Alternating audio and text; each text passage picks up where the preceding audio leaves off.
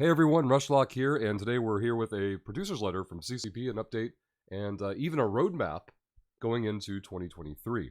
As always, if you want to make sure you don't miss out on news like this, hit the subscription button down below to get notified when these updates come out. Also, they're a bit wordy in this update, so make sure you're watching the video on like 1.5 speed. You can always rewind back if you need to for certain topics or details if something stands out. Producer's letter from Uprising to New Conquests. Uprisen Capsuleers. It is an incredibly thrilling time to be Capsuleer in New Eden as we embark on a new year of EVE Online. The front lines have been buzzing with activity and some big shifts are happening in the political landscape. Since the launch of the Uprising expansion in November 2022, the activity in New Eden has exceeded our wildest expectations, with active player counts swelling since release and, more importantly, pilots being more active in space. Particularly notable has been the sharp 75% increase in PvP kills in low sec, as well as the 11% PvP kill increase in high sec, despite the additional restrictions on ganking and changes to abyssal dead space following the release. So what I found interesting here is the things have exceeded their wildest expectations. So they're claiming, at least, and there's no spin here, this is a genuine interest or finding this is fascinating, that they're stating Uprising's impact as an expansion has exceeded everything they ever expected. Now, we don't know what their expectations were, and we don't really know where we are, but that's the claim being made, at least. The sharp increase in low-sec PvP doesn't seem very surprising. Like, it's almost doubled. It seems like maybe it should have done more than that, but it isn't like I have the perspective of the numbers to know what to have expected. But it's not like really shocking that the new focus of the expansion would yield a higher PvP count for low sec with faction warfare space. When the new system comes out where you can do faction warfare without leaving your corp, I expect we'll see that go up even further. The high sec PvP kills going up, I actually think is pretty interesting for the reason they stated. Like, they've put in new restrictions on ganking, and gankers have adapted apparently and increased their activity even further. So is that because of the changes to abyssal dead space? I don't know. They don't really provide much information or detail here. So these have pushed industry and mining significantly, with Navy ship production rising over 14,000%, obviously due to the new ship variants coming out, and capital manufacturing seeing a 34% bump. Now, is that also because of the new capitals, or is there actual new demand for capitals? I don't know. Maybe you guys will have more details. Put them in the comments down below. Now that we have entered a new year and are marching toward EVE's 20th anniversary, we wanted to take a moment to reflect on last year, the latest expansion, and look ahead at what is happening next in New Eden. Man, they love reflecting, don't they? Like, reading this just reminded me, like, whatever the opposite of reflection is, like, hey, let's look forward in the forecast 3 to 6 to 9, 12 months out from now. Let's also look back 20 years. You know what people want to know about? Right now. That's what they want to know about, all right? They only want to know what's coming out this week, 30 days from now, 90 days at most. Otherwise, most people don't care, all right? This is just, basic marketing stuff. It's not like they're doing anything crazy or wild or unexpected. It's just, that's what stood out to me from this whole point is, man, we love reflecting and we love projecting. We don't like talking about right now, though. Let's avoid that topic at all costs. Uprising, the future of war begins. Making faction warfare an exciting area of space filled with action and intrigue was one of the big things we aimed to address in Uprising. Territory control is a foundational aspect of EVE Online, and we wanted to make it easier to find and participate in the action. Introducing the front lines was the first big step in evolving this fundamental system and making it more dynamic. Along with front lines, new ships entered the war zone, existing ships got rebalanced, complexes were reworked to make them fairer and more fun. No. No, they weren't. Let's not get sidetracked, though. And all new battlefield sites were introduced. That's true, Battlefield's pretty cool. Together, this has created even more ways for players to get involved in and be rewarded for diving in the action. That's mostly accurate. I would agree with a lot of that. I will get sidetracked on the idea that complexes have been even touched or made relevant, or who gives a damn about them. Oh my god, sitting on a timer for 10, 15, 20 minutes? Don't get me started. As mentioned in the Faction Warfare devlog that was released in December, the next big part of the Faction Warfare equation is already underway. This next update, coming in Q1, will introduce a feature we're calling Direct Enlistment, which will allow players to join Faction Warfare without leaving their Corp and Alliance mates. So this is good news that they're reaffirming and touching base on something that should have already been out last year. This should have been at the forefront of the expansion. Obviously, that wasn't doable, and things come up and they're unforeseen and all that good stuff. I hope they don't put a lot of marketing into trying to sell this as anything other than a late update, though. Not only did the Uprising expansion overhaul faction warfare, but it also opened the door to personalization.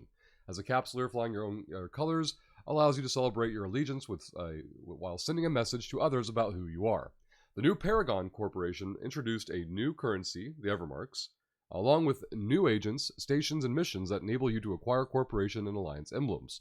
The real beauty, however, is that you cannot simply buy your way into these accolades. You actually need to undock and play the game. This results in more pilots in space, more opportunities for conflict, and more budding industrialists and traders filling the need created by Paragon. As we move forward, we will add more ways for you to earn Evermarks through your in-game actions. The most recent example of this is being the daily login rewards from the Winter Nexus event. So, I myself, honestly, haven't even touched these Evermark missions and currencies and dailies, because when they came out, the reception was so poor. It was, okay, what if I'm a nullsec player? I've got to go travel back to highsec to do these things? That's insane. They may have expanded to lowsec, I don't know. If any of you have been doing your Evermark dailies and have some feedback to provide, do so in the comments, please. My only awareness is that the meta seems to be to go to a hub, grab a venture off the market, and turn it in. And if your Paragon agent isn't giving you a mission to turn in a venture, you just reroll until they do. And it's supposed to be the best, like, bang for buck for, like, in-game material cost versus the amount of Evermarks that you get for it.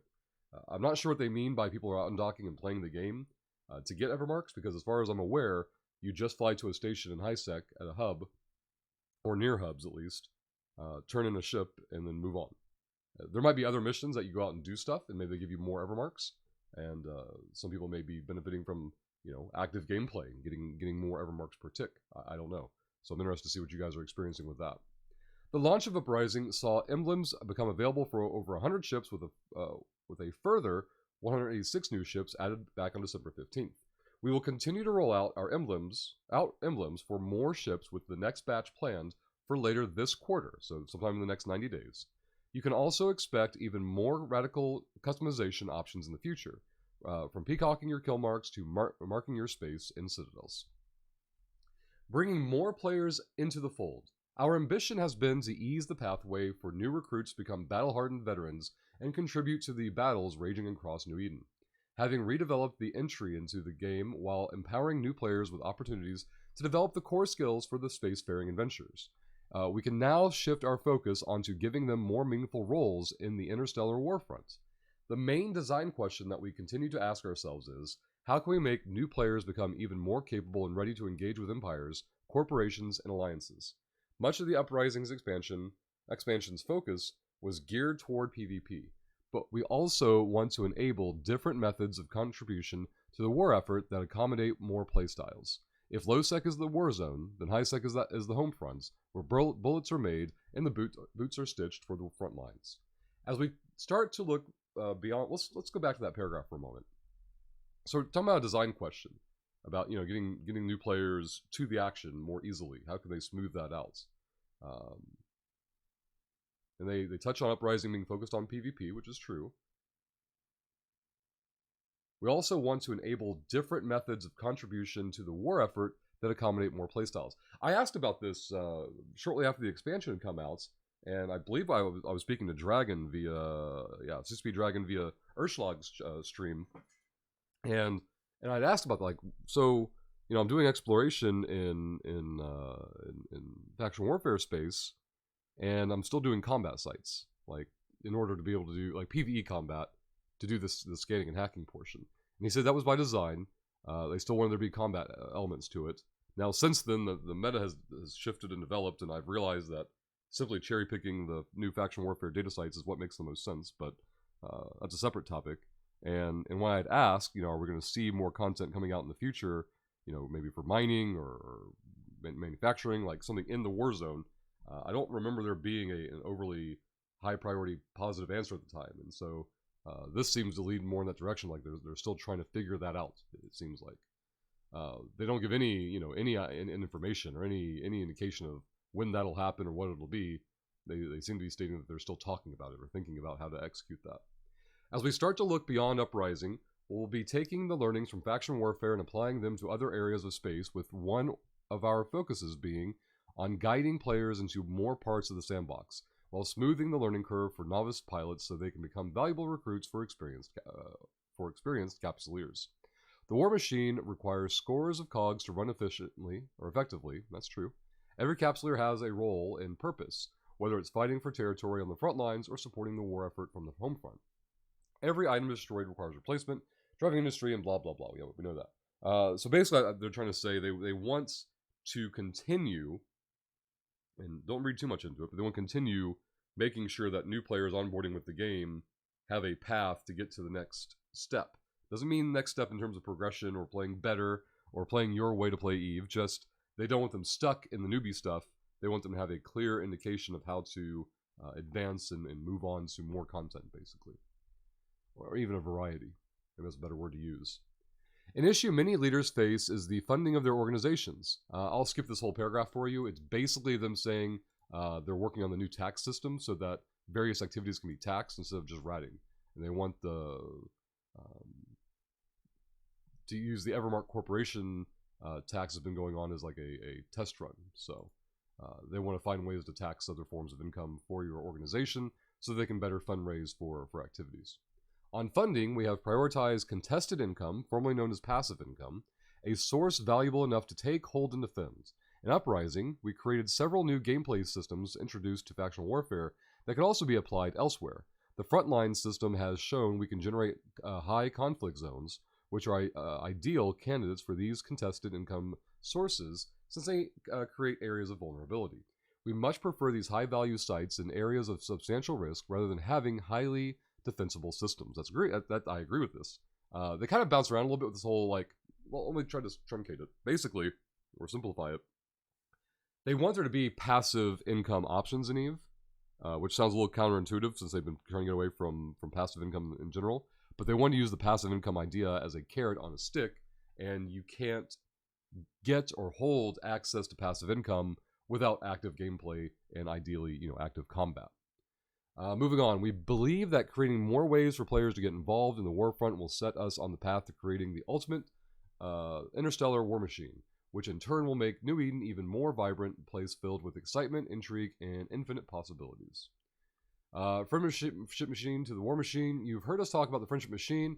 We believe that the social connections made in New Eden are one of the most important aspects of EVE Online. People create meaningful friendships through fleets, corporations, and alliances.